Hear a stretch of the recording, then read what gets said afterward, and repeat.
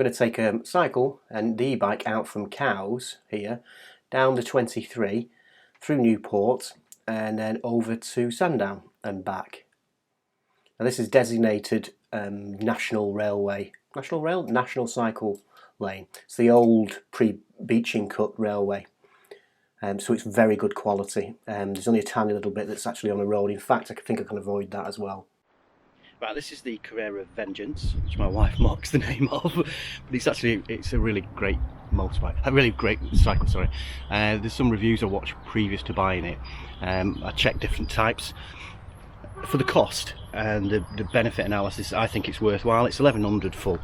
It's £350 without the electricity, without the electric kind of e-bike nature. But with it all together, it's 1100 from Halfords. I thought they were initially gimmicks. I've not really been into them. I've kind of looked at the technology on and off. Not really been that interested till I got into a YouTuber called Jason with not just bikes in Amsterdam. Really got me into cycling again. I bought a bicycle, loved it, realised the range, actually the e-bike increases the range. It's not about doing the work for you, because it doesn't. It adds to it, it contributes. It gives you 300 watts of power, particularly helpful for going up hills. But the main thing, like today, it increases your range. You can go on for tens of miles rather than just say 20 or 30 miles. You can do up to 50. I've worked out it's 50. So on a full charge you can get 50 miles out of this, not 60 like they say in the book. But I would imagine that's because it's undulating and they're under test conditions. It's not a con. It's just that they were under scientific conditions, whereas I take it through roads or through, you know, cycle paths. So we're going to take the old route from Cowes to Sandown and back. It's the old beaching cut railways, so they lifted the railways in the 60s. Real tragedy, real shame. But it does at least give us great, fantastic cycle routes. This is cycle route 23 I'm going to do. I'm going to start at the pier in Cowes, so we'll head off now. We'll start at one of the main jetties in Cowes. Now, Cowes is known as Cowes, as in it's West Cowes. And East Cowes is known as East Cowes, so main West Cowes is just Cowes. It's a little bit confusing when you come on the ferry initially, although you quickly get used to it. The main heart of Cowes is West Cowes, albeit it's just called Cowes. Anyway, cycling down towards the main high street, up through the sailing, that's the Royal Club, and then down the high street. And it's largely pedestrianised. Motor vehicles shouldn't be allowed down here by and large, although cycling is permitted. We've got the Anchor on the right hand side here, which is the main, most famous pub. Oh, first of all, the Red Jet, which is it's the best way of commuting on and off the island. Quite expensive, but a very good service. Straight down High Street. Here's the Anchor pub on the right hand side, and access to the marinas on the left. So you come straight off your boat, straight into the Anchor pub, albeit it's quite an expensive marina. I have my boat further down the estuary, Medina Estuary. So here's the chain ferry, and they've got a floating bridge on the island for whatever reason, probably historic. I quite like those quaint little cottages on the side. It's really cheap, it's only £1.25 I think it is. Now here's the old Arctic Road, Arctic Park. This is the original tunnel to the station at Cowes, West Cowes that is. Now it's just a dog park, dog walking park really, which is a real shame. It's been demolished, the actual station, but this is the tunnel to it. Marks and Spencer is now upon it. So we're going to say goodbye to this part of the railway and then head south. Now there's actually an estate, a housing estate that's built upon where we're just about to, well, between here and where we're just about to get on. You can see the houses there. So here we are, we rejoin the line here. Now you can see that we share the path, so I like the approach, the culture really within the local authority, which is that it's ubiquitous. The point is that everybody's to enjoy the surroundings, and so everyone has to share the same space. And I think it pushes a sense of responsibility on all. I've never found any problem whether I've been walking or hiking, cycling, or running, frankly, down the railway lines. Sorry, the old railway lines. Now the first railway line was actually opened in 1833 on the island. That was something called the Nash Estate near Yarmouth. It was only about 2 miles long, just for moving brick working. But this railway was actually built in 1862, and it's between Cowes, West Cowes, and Newport.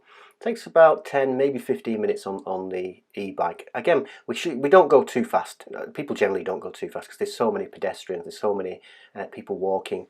There's dog walkers, hikers, runners, as you just saw. There's also many people with children, etc. But it's a very calm, very easygoing atmosphere. Now, you're actually encouraged to use your bell, so people don't feel that it's a rude gesture. In fact, people generally move their hands and just let them, say thank you in a sense. You can generally see that the quality as well of this railway, albeit this single line, again you can see individuals just walking down, so certain aspects of it are actually shared by everything further down towards Sandown. So you'll see horses shortly, you'll see motor vehicles even. But certainly this stretch is mostly just what you see there, scooters, cyclists and walkers. It follows the Medina estuary on the left hand side. My boat is about here on the left hand side. I think we popped down to it just before. Parts of it are quite busy. I'd say nearer Newport, nearer Cowes is actually quite busy. But again, if you just ring your bell, make sure people can hear you. Now here's where the big blades are made for the huge, usually offshore kind of windmills for electricity generation. I find it quite funny that we're quite reasonably self-sufficient. We have huge solar farms on the island, as well as the offshore generators. So they create the electricity that goes into my e-bike and then helps me on my way. I just like the circular aspect to it. Now we're coming into Newport a little bit here. Now it deviates slightly and it goes down even closer towards the estuary. Now there's actually a footpath parallel with this, which is actually closer to the river, which is quite a fun place to go actually. It's really peaceful and quiet. This is like an industrial estate. It's quite busy, but then we're soon through it, or reasonably soon through it, and then we're down to the yards again, the boat yards. And here we are. Here's the Bargeman's Rest, one of my favourite pubs, certainly in Newport. So you can moor there. It's local authority land. It's not a Cows Commission land. So you can moor your boat there and just pop in for a pint if you wish, or stay overnight. It's quite cheap to stay there either hourly or by the evening. And also you can bring your boat onto dry dock as well for working on it if you wish, certainly for over winter, which I'm planning to do this winter coming. Onwards. Now we ride through Newport. You have to go over the main large roundabout, but there is a cycle path right through the middle of Newport, and then we're back onto the old railway line again. Now this time we've got the river on our right hand side because we've travelled over it. I think this is actually one of the tributaries that heads north that joins the estuary, the Medina estuary. This is the busiest part I found because I think a lot of dog walkers, a lot of people, a lot of young people enjoying the parks aspect to the little old railways too. Then we cross it again and we come up here to quite almost not industrialised, a very residential area, cross over Main Road, and then we're back into really peaceful and quiet countryside, which is what we pretty much have for many more miles to come now. So we're heading further south now from Newport. Gradually, as we move further south from this is Route 23, the old railway line, there are so many, there's just such a myriad of different paths and bridleways that go off in different directions. I actually invested in OS maps on my iPad, and I found it really, really helpful because I can have it on my iPhone as well, and on an iPad, on my wife's iPad. You really do actually need it, especially if you're going to explore those areas, because there are just so many different tracks and different paths. Some of them aren't even marked as paths or tracks, but they're there nonetheless. Here I am further exploring, frankly some private land, so it's a little bit naughty. I met a helpful neighbour though who ended up having a chat with. Yeah, Jason in Not Just Bikes, he talks about the infrastructure required for sprawling metropolises in America, particularly, or North America. Here we have our own cala sometimes where they're isolated. We also have our own septic tanks, so we have our own septic tank which we share with two neighbours.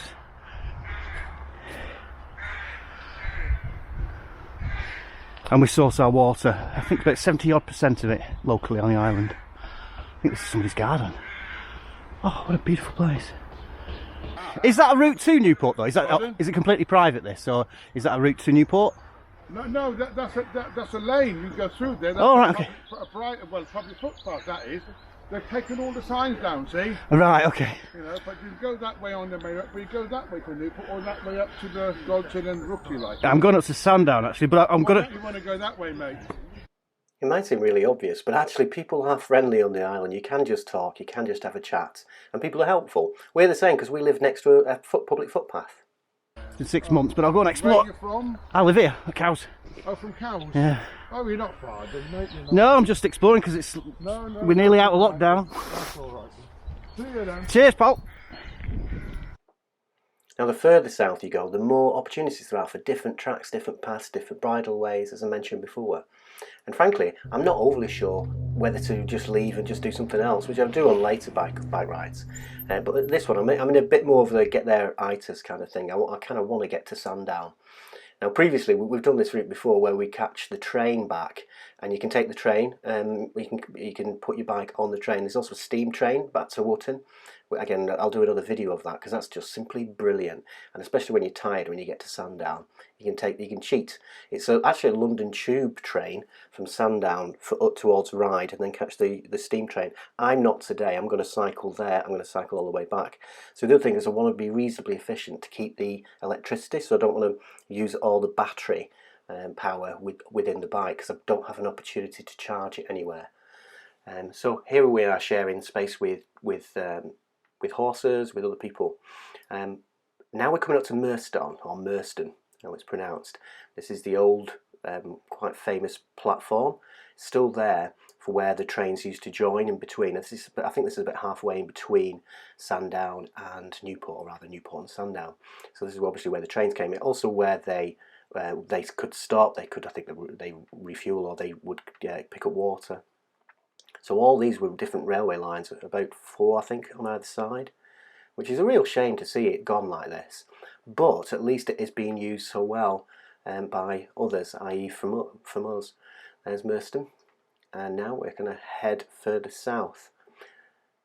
Now here you can actually see the old soot on the top of the chimney as we pass through. Like I said, I'm going to do another video of when we took the steam train back all the way to Wootton. It's a beautiful 5.5 mile ride, and it's just simply stunning.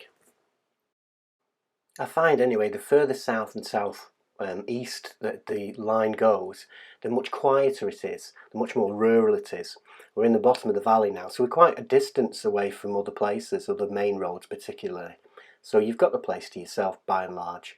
There's a couple of other cyclists, some joggers occasionally, but certainly this part is very peaceful and quiet. Now this is the only part where you do share with cars as well, but we're talking 1 or 2 cars an hour, if that. It's very, very rural. But again, I like that culture that the space is shared, and I think that's where the evidence base is moving now, towards local roads, local kind of networks of transportation, and it's certainly one I feel safer on, frankly, than I would if having that separation. Particularly when you have to share that space. So you have the separation, i.e. the roads, but as a cyclist, I just do not feel, as an adult, I don't feel comfortable riding on roads particularly. I mean, I don't know how parents would feel having children. I would be really, really uncomfortable with that. I personally don't think it's safe. So I think the way we do have a shared space where we all have a sense of responsibility, it does tend to slow everybody down. And I think that people are much more aware of others and the risks of others too. Now I think some of these buildings are really sweet. This is the old station master's house. This would have been obviously a crossing across the road, which, well, frankly, is still quite to this day, really. But the fact that that infrastructure is still there, I find really kind of quite heartwarming in some respects, and slightly sad in another that it's kind of gone. Anyway, this is the final stretch now before Sandown, and it's a strange thing because you come through a holiday park, a caravan park, and suddenly you're on this main street, and then there's the caravan park there, and then you head down towards the beach at Sandown with the white cliffs behind, and straight away come down the hill, and there you are, straight on the sand. You see the white cliffs behind. It's not only Dover that has the white cliffs, all the way down the south coast, both actually in northern France as well. Many people may not realise in Britain that it's also the case on the other side